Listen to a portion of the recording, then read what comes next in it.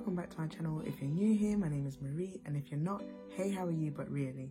So in today's video, I just thought I'd do like an African tag. I'm from Zimbabwe, so I thought you might want to get to know Zimbabwe a bit more, might want to get to know me a bit more, because as well as this channel being a channel about helping you with your mental health, knowing where I'm coming from and my background and everything will also better help you, hopefully. So yeah, let's get right into it. So I've got all the questions on my phone, so I'm just going to read them out, and then we'll go from there, I guess. What food represents your country?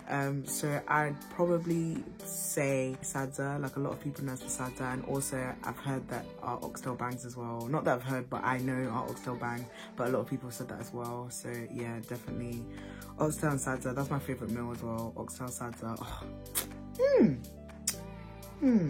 I just can't. I just can't.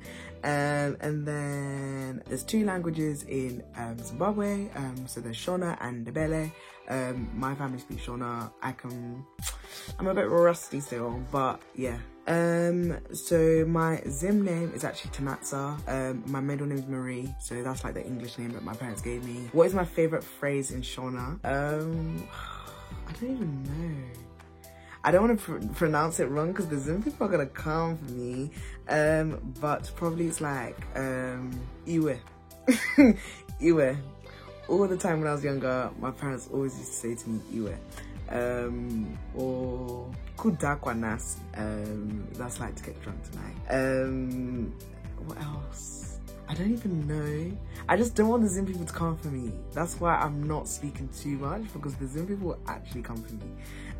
So yeah, and then which clothes represent Zimbabwe? I don't actually have any traditional clothes, which is really, really bad. But I don't know. If I can, I'll insert a picture of like a traditional wear. But it's just like, you know how African countries have their traditional cloth?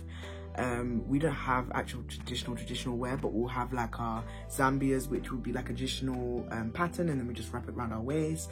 So yeah, I think that's pretty much it. And then which sport represents Zimbabwe? I don't feel like there's any specific sport, but I feel like we're very known for swimming. Who was it? I've forgotten her name. I'll mention her name up here somewhere, but there was a swimmer who swam for Zimbabwe and she was like really, really good. I feel like this tag is just gonna be Zim people coming for me because I don't know anything about Zim, but we move. So yeah, she was a really good swimmer.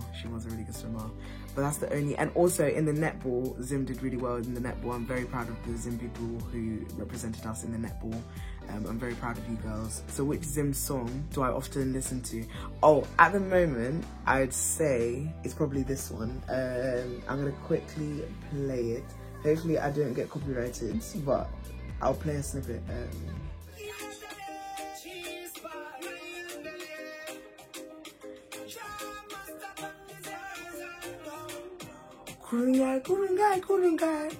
Kurungai Dian.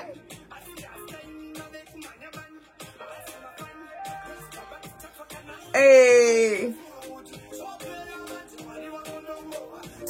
So yeah, that's enough of that. Before I get copyrighted, but yeah, it's called Hello. I'll put the title up here. It's Hello Mari by Jah Master.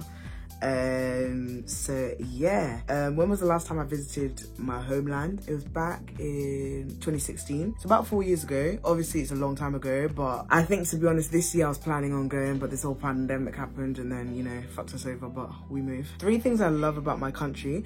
I'm gonna say 3 things that I love about Zim people, because my country, I haven't been there often. I've only been there twice in my whole life, and I was born here, so yeah. But I would say in terms of my people, I'd say they're very like just chilled, like they're just a vibe. Like I love being around Zim people, and I just love listening to them speaking in Shona, because it feels like home, and it feels like warm. Like I feel warm inside when I'm just around Zim people. It's just a vibe.